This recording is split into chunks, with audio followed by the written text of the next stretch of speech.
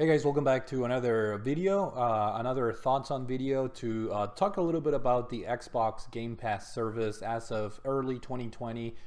This is when I'm recording the video basically, and I already did some thoughts on types of videos for other services such as EA Access and Google Stadia. So I'll probably link those in the description below if you guys are curious about my thoughts. And I know these types of videos are a little bit against my typical, I guess, involvement here in the community, where most of us here are collectors, and we strive to have physical games and limited collector's editions and what have you. But as I said in the past, I'm slowly transitioning towards digital gaming, not fully, but a little bit, what's the word I'm looking for, gradually basically. I don't think I'll ever make the full switch to digital games. Maybe I will, who knows, but I am trying a lot of digital gaming services, a lot of streaming services, and Xbox Game Pass, it's among the top, if not the best, as far as the value, the bang for your buck, if you will. So even if you guys, I think you guys should at least stick around, even if you guys are physical game collectors, just to appreciate, or I shouldn't say the word appreciate, but just to kind of like find out why Xbox Game Pass is such a great service. Well, to begin with, it's the selection of games and the pricing. So just I'll give like a very short, brief overview of the pricing scheme. They have three different plans as of now. One of them is for your subscription for the Xbox game console only.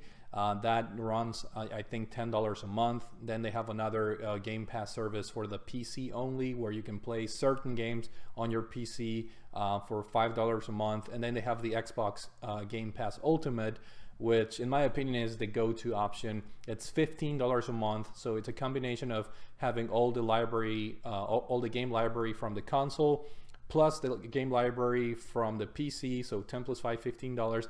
But on top of that, you also get your Xbox Live Gold subscription, which is needed to play multiplayer games and whatnot. And I'm not really sure if you can have Game Pass alone without having Xbox Live. I don't think that's the case. You need to have Xbox Gold or Live, whatever it's called nowadays, in order to have Game Pass, I believe. Don't quote me on that. But regardless, it really just makes sense paying $15 a month, and that could be a little bit on the high side, especially if you guys are used to paying for something like Netflix, which is between $10 to $13, or between $10 to $15, depending on if you have the 4K streaming option or just the regular HD option. But in my opinion, it's packed with value, and Xbox Game Pass definitely shines above other services. Again, for the bang of your buck, it's much more expensive than, for example, PlayStation Now, which you can buy a subscription for 1 year. And if you buy like the 1 year subscription for PlayStation Now, it comes out to be like $5 a month, which is way cheaper. But the differences are major. And I may do another video later on PlayStation Now separately, and to talk about like the different options that you have. But let's focus on Xbox Game Pass. And what makes Xbox Game Pass is a really good service, in my opinion, is the selection of games. And it has been improving vastly with time. And it's crazy because I've been a subscriber of Game Pass for about, I want to say, maybe a year and a half or maybe 2 years already. It's been hard to track down. I should have checked that before making the video. But from when I started, like a year and a half ago, it was the selection of games was just okay. There were a lot of 360 games out there, but as of now, early 2020, there are a lot of newer games, a lot of brand new games that you can like preload on your system, such as Ori and the Wisps of the Will, or Will of the Wisps. I forgot the actual name of the new Ori game that it's about to come out in a few days. Super excited about that game. So you get the new Ori game, a new IP like Bleeding Edge, which is developed by Microsoft Game Studios. That's going to be available on day one. games like I think Microsoft Flight Simulator, that will be available if you have the PC version of Game Pass. That game is looking amazing. I know if you're not into simulators, obviously it may not mean anything, but from a just looking at the game, how it's looking, it's amazing. It's one of the best looking games out there. And also you get new releases that are first party Xbox game or Microsoft Games studio releases, such as Gears 5, for example, Gears of War 5 from 2019. Last year that game was available on day one with the Game Pass service. And they even throw some surprises every now and then, like third-party games like Outer Worlds. That's how I was able to find out. I would have never bought Outer Worlds on day one, but through Game Pass, I was really curious. I was like, is this for real? Like, this is a third-party major release for 2019. Is this really like? I was confused. I thought it was a demo at first, and then no, sure enough, it was a full game. I downloaded it, fell in love with the game. It's one of my favorite games of 2019. I have my impressions video out there if you guys want to take a look at it. But I was pleasantly surprised. Outer Worlds, one of the high profile releases for 2019, was available on day one.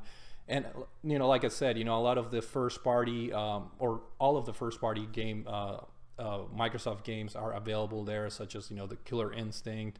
You have your Sunset Overdrive. You have your Forza games in there, obviously. You have your Halo games in there.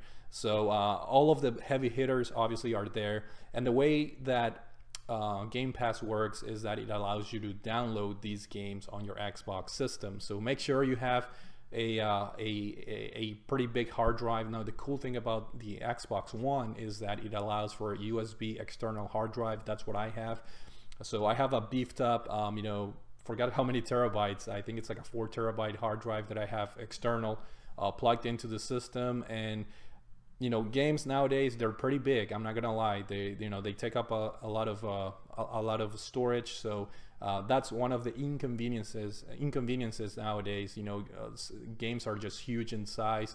But if you buy an external hard drive, you're mostly good to go. That's the beauty of it. The only bad thing is it does take some time, so you have to have a good internet connection. But what I personally do is if I know I want to play a game, before I go to sleep, I just hit the download button, and then when I wake up, that game is already installed. Or what I do is from the application in your phone, on your Android phone, you can download remotely. So if I'm at work and I know a new game was released, I can just go to the app, tell it to download the game. By the time I come back home from work, the game is already downloaded on your system. So viva for technology. It's an amazing thing that everything is connected, and it just makes it so much easier for you to take advantage of the system. Now I think another cool thing is that a lot of newer titles some of the titles are perhaps not available on day one, but for example, games like Rage 2, which is a 2019 release, that, as far as I understand, was not available on day one, but it was available like shortly, like maybe a couple months after its release. So those are pleasant surprises. And then you have older games that are really good, like Grand Theft Auto 5. That's a classic by now, a current gen or previous gen / current gen classic that's available for download. Who doesn't love GTA 5? It's one of the most epic games of modern games, Grand Theft Auto games. So you have that available as well for download. You have Final Fantasy 15. They have the Royal Edition to top everything off, which is it includes all the DLC. And Final Fantasy 15 is I believe it's a 2018 game. So it's not that old, and it's a high-profile game. Then they surprise everyone by including the Yakuza games, which are very PlayStation-centric. Of course, they're available on Steam. They're available on PC. They're available on obviously Xbox. But it was a pleasant surprise to see that all the Yakuza games are gonna make their way. And I believe Yakuza 0 and the Kiwami games, I believe, are already available on Game Pass. I'm not too aware because I already beat those games on the PS4, but it's nice to have that availability to replay the games on a different system if you guys want to boost your achievements or whatnot. And you can replay those games and get new achievements on your Xbox system. Games like The Outer Wilds, which I haven't played yet, but I've heard a lot of good things. That was another 2019 release that's also available on Game Pass. Games like Indivisible, which is a very interesting indie RPG that looks great. That's also was released shortly. And I'm not going to go over the entire list of games. Now, it's important to note that the library does change from PC versus console. The PC version of Game Pass may have games that the console does not have, like City Skylines, I think it's one of them, Age of Empires. Those are very computer-centric based games that are mostly suited for using keyboard and mouse. And they are available for the PC. Some of them make their way to the console, to the console version of Game Pass, and vice versa. There's a lot of, in fact, most of the console games perhaps don't make their way to the PC Game Pass version, but that's okay with me because I own both a Xbox One console and a PC now that I bought my gaming laptop a couple of months ago. So I get the best of both worlds, and again, by paying $15 a month, you get the Xbox Live service, which in my opinion is a great deal. Even especially if you've taken advantage when they were first releasing the Xbox Pass Ultimate, there was a special promotion that I took advantage. So I'm already good to go until the end of the year, I think, with my subscription. And then when you take if we want to talk pricing, let's just talk pricing for really quick. Pricing, let's just say you don't get any discounts. You just pay the $15 a month, which is the standard price. For $15 a month, that I believe comes out to be what, like $100 and $180 a year or something like that, which that's like 3 brand new releases, or $60 releases. So for the price of 3 brand new games, you get to play all the new first party releases like Gears 5, like the new Ori game that's about to be released, games like Bleeding Edge, the new Microsoft Flight Simulator 2020, and granted, there are not many first party Xbox releases now because the Xbox One is coming to its end of a life cycle. The new next gen Xbox, it's supposed to come out at the end of this year. But if the new releases for the new Xbox Series X, I think it's going to be called, if they're going to be able to put the first party games at launch using Game Pass, that'll be like mind-blowing. Because again, for $180, which is the price of 3 brand new games, you're getting this service, and in my opinion, that's a no-brainer. And the fact that you have hundreds of games, there are over 100 games. I want to say, maybe I should have checked before making the video, but I think there's well over 100 games, like close to 300, I think. Obviously, there's a lot of filler in there. There's a lot of, there's a lot of 360 older games, but that's okay. That gives you that opportunity to explore older games, and it gives you the opportunity to play a lot of indie games, because that's a lot of a big portion of the catalog is indie games. So keep that in mind, when you're using this service.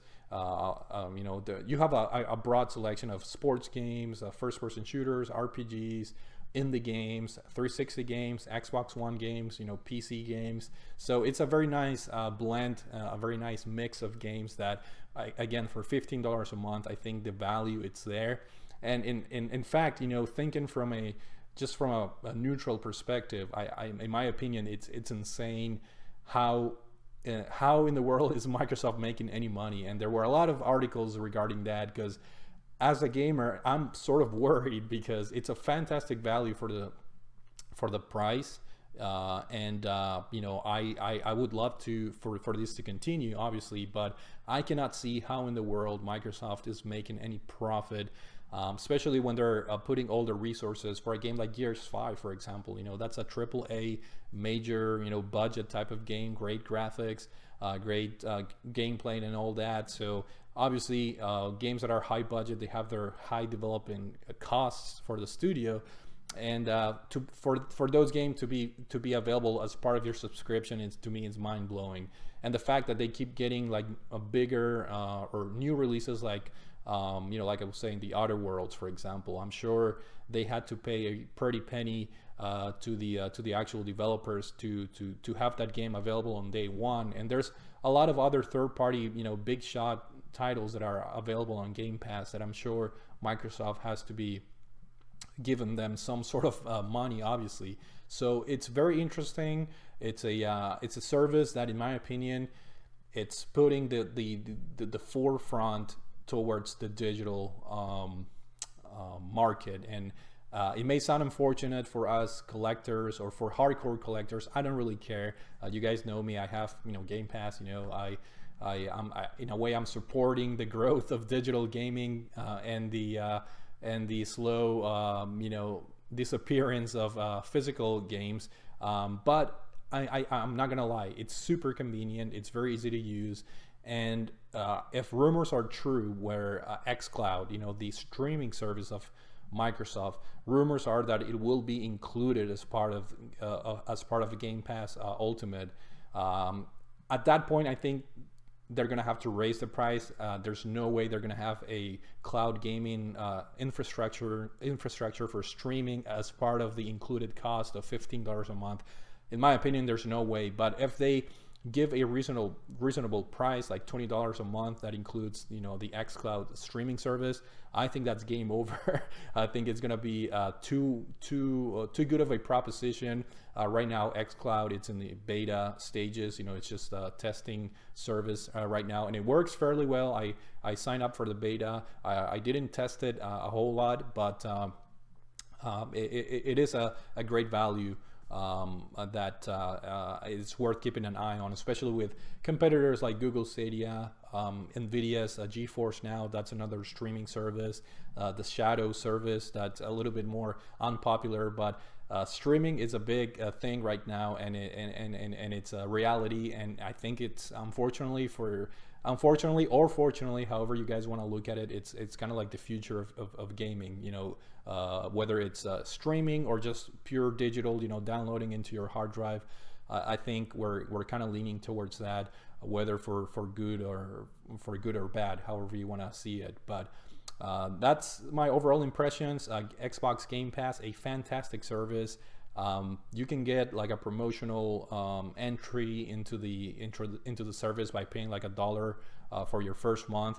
I say give it a shot, guys. I mean, it's I know most people out there are collectors and physical game collectors editions and all that, but I think it's worth to give it a shot. If I had to give a one negative, I do have to say this. Ever since I had the service, it's your gaming ADD will kick at full throttle. I started a ton of games on Game Pass that I never got around to beat because there's so many games, and you're just kind of like, okay, let me try this game for a little bit. And if that game doesn't really hold your attention, my attention span has changed a lot, and I tend to just move on to the next game. So I download like 5 or 6 games, and out of those 5 or 6 games, I may just beat only one out of the 5 or 6, which is kind of bad, because I do like being a beat the games that I played, but with the selection and of games that they have, hundreds and hundreds of games, and with the very little time being an adult, you always have to like pick and choose your battles, and unless the game really grabs my attention, kind of like Outer Worlds did, I just tend to not finish the games and just move on to the next one. But that's the beauty of the service. It's out there for you to try the games, and it's your decision if you wanted to stick around or not with a particular game. So that's it for now. Hopefully you guys enjoyed this quick thoughts on video for Xbox Game Pass. Thank you for watching, and I will see you all later.